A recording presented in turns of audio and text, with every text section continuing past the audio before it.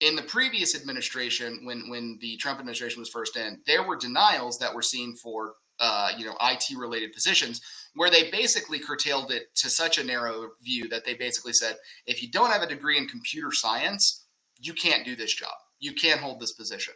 And modern day, that's ridiculous. Obviously, people can do those types of jobs based on their degrees, even if the degree has a mild variance to not just being computer science. So this opens that door, which puts us in a situation where hopefully the adjudications for specialty occupation make sense. And so when there is a case that's denied, there's a rational explanation as to the justification for the denial that isn't something as simplistic as you can only hold a degree in X to qualify. So I think that's good. I think that that's going to help people moving forward. Another way that I think that you're going to hopefully see companies benefit is the codification of deference for prior approvals. What that means, just in a non-legalese way, is if you were on an H-1B and you're filing a new H-1B and there's no big change, you should get your case approved based on the deference to the prior approval. Absent a material change or some new evidence that USCIS did not have at the time of the previous adjudication, it should almost be a rubber stamping. So what that means is, obviously, we know there's a significant visa backlog. There are people who are on H-1B now or have been on H-1B for several years that are probably going to continue to be on H-1B.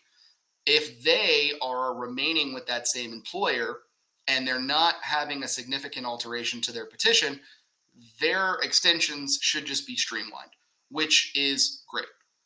Again, we don't know what the impact of that's going to be from the new administration, but in theory right now, that should be what we see. Other small things were the itinerary requirement has been completely removed, which is great. I don't think it was something that was really given any consideration now anyway.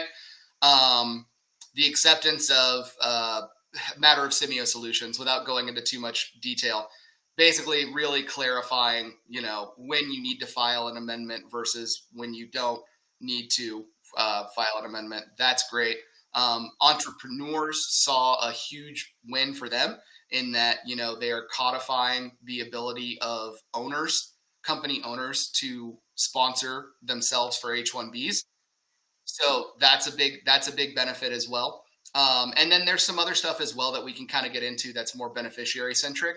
But I think overall, those changes are going to help companies make it easier to bring people in on an H and keep people on an H.